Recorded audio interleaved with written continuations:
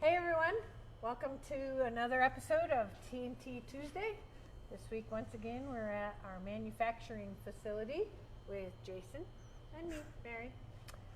We wanted to discuss, because I got an email today, we do have the JL 4-door sliders and the JL 2-door sliders. Somebody asked me about the 2-door sliders, and hopefully by this afternoon they'll be on our website so you guys can see that. Just want to point out a few features. Jason, you want to talk about it? Where do they mount? Sure.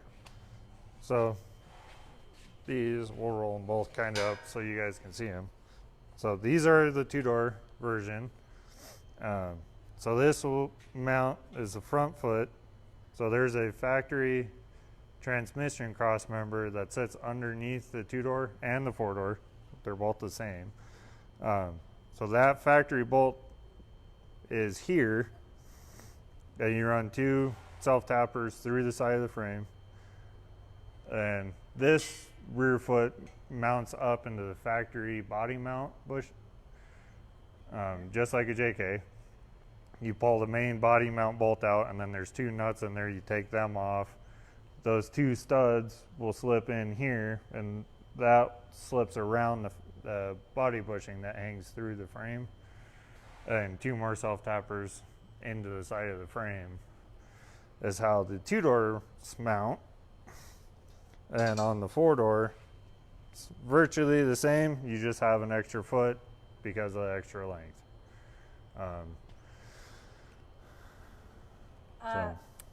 Guys, we're starting some new technology this week.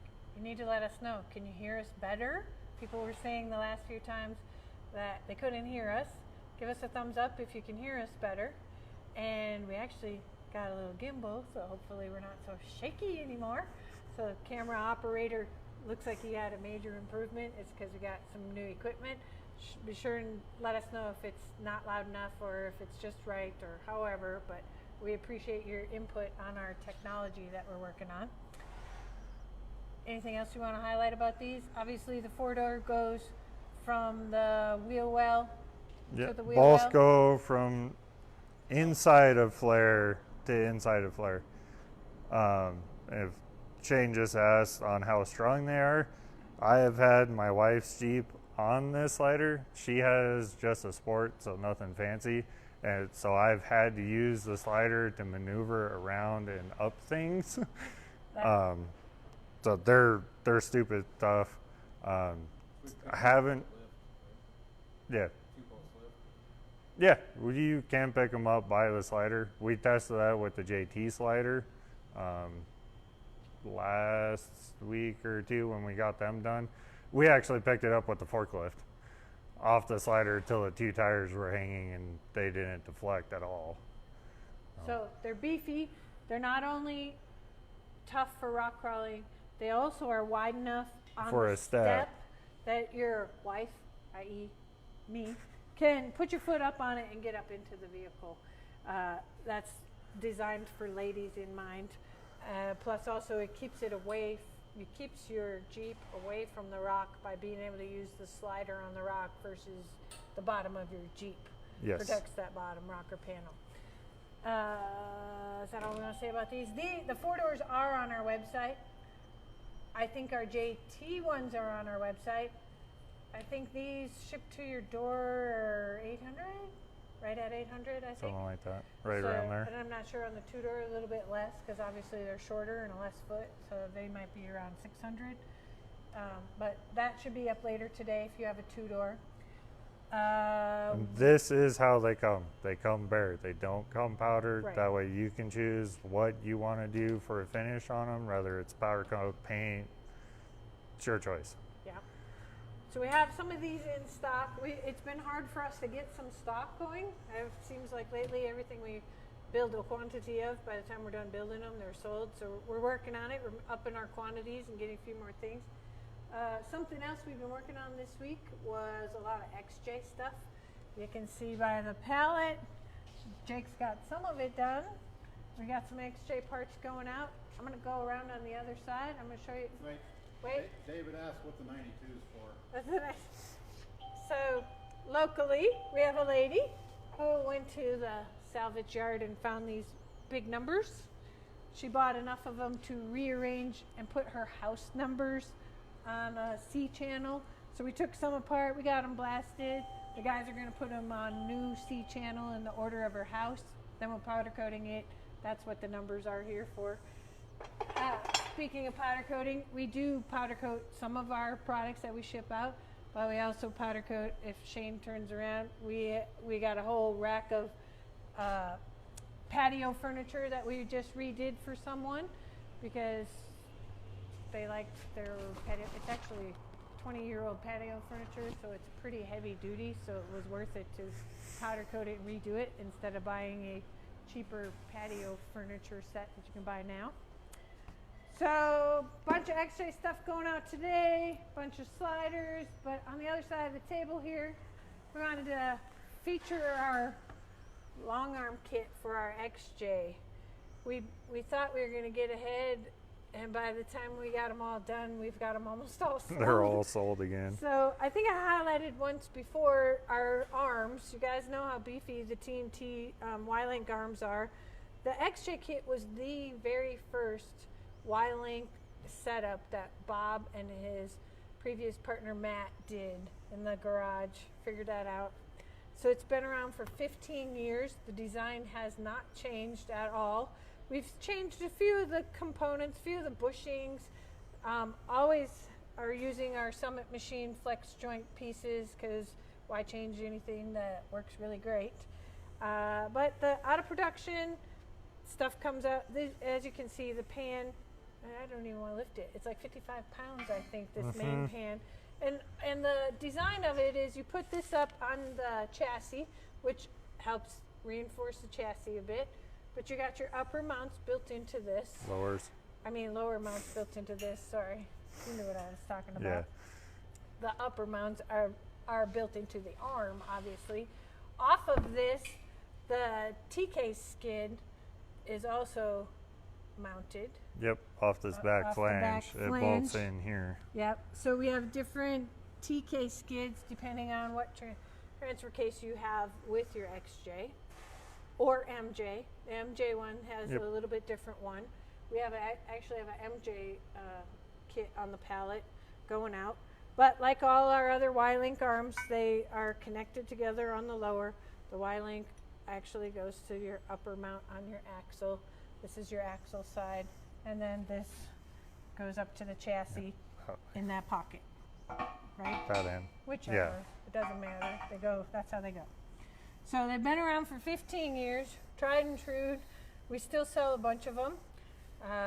We are very appreciative of XJ guys finding us and keep buying that. Of course, we have a whole line of XJ products, the chassis stiffeners, the sliders, the bumpers. We have everything to go with the XJ. Track bar systems, depending on what you do. Plus, if you have this front Y-Link arm setup, you can get the full rear conversion to put coil springs in the rear. On the rear instead of leaf springs. If you want to keep your leaf springs, we can sell you the U-bolt eliminators, which is what is in this box right here. Got a whole bunch of them going out. Basically, weld this piece to your axle. Take these really beefy bolts. On the top plates. Sandwich your leaf springs in between them. Put the bolts. You no longer will have a broken U-bolt on the trail, which I've seen happen back in the day when we rode in leaf-sprung vehicles. And we make these in multiple heights. So say your Jeep is sagging a little, we do make these in a ½ inch, an inch and a half. So you can regain the lift back out of the sagged out leaf springs. Yeah. A lot of times. We make them both for the large tube and the small tube. Large and small. Small tube is 2 3/4. 2 3/4.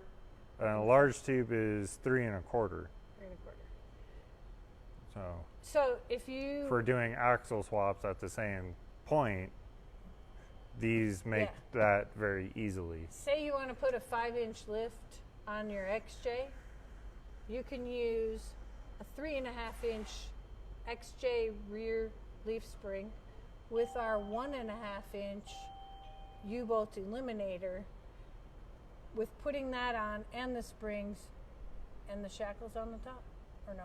Well, it's a 2-inch lift 2-inch spring. lift.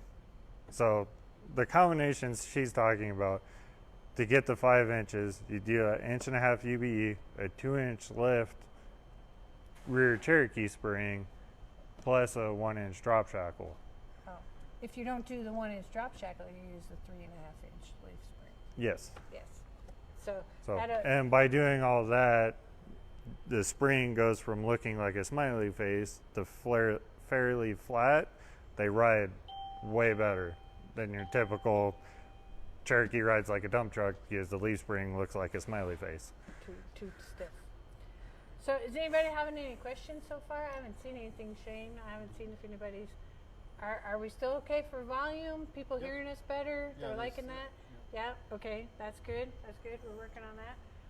What else we got on this table going out? Of course, our steering stretch kit. It's for a TJ. We've been back ordered. You know, this whole COVID thing. Manufacturers back in Michigan aren't making their parts. So we've been waiting on components to the steering stretch kit for about 4 or 5 weeks.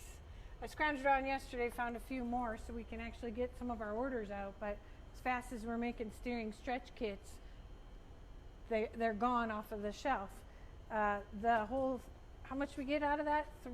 3 inches of stretch on the front of a TJ? Yeah, fairly easily 3.5, you're starting to push the limits.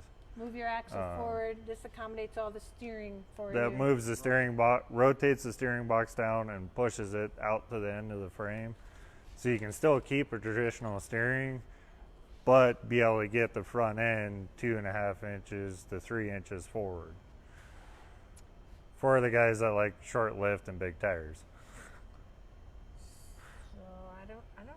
What else were we going to talk about? Was that about it? Oh yeah, we have some things over in the powder coating area. Let's go over there and show you some of those that you might not know we make. I'm trying to let you in on the Chinese secrets around here. So, I don't know if you guys know, we make this, we call it our internal tire carrier. So, TJ, LJ, instead of running your tire on the back end, giving you all that weight, we give you the option to take this plate, mount it in the base of your vehicle. Jason, you want to hand me the other ones? Yep. So that goes under, right? Yep. This will slip up under through this slot. Which way? This way. And you'll put your tire on it after you mount this to your floor of your TJ or And LJ. they all pick up the factory seat mounting brackets is what this pattern is. So it's 100% a bolt-in. There's no custom modifications to the body. It bolts right into all the factory seat mounts and seat belt bracket. And then obviously, isn't there another There's piece? a couple more pieces that here, go on they're this. here, right? These things. Yep. Well, these are the spacers that go underneath, because 'cause the Jeep floor the is Jeep ribbed. like that. Yep. Like this. Yep. More or less a giant washer. Yep. So And where there's this- another nut that'll be up here. Oh, that's already covered. That sets the load of the tire. And that'll screw down through the center of the wheel, so you can set the nut here for load on the tire to hold the tire actually in place.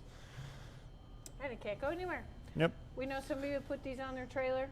I think Brian has one on his trailer. You can run your spare tire on your trailer, screw it down. It's not going to go anywhere. It bolts right onto your trailer. Then we have XJ arms over there. Jake is going to put a little started cage kit. So he's got a little piece of that here. And of course we got our TJ license plate mounts. We were completely out of powder coated ones, so they'll get done on Wednesday when we powder. Jason, What's the biggest tire that takes in the back of the LJ? So it will fit a 37 on the floor. That's the biggest, and it is Because tight. of the width of the. Yep, the width of the wheel wells is what limits you on that. Obviously, if you're putting it on a trailer, you can put whatever size tire, but. Oh.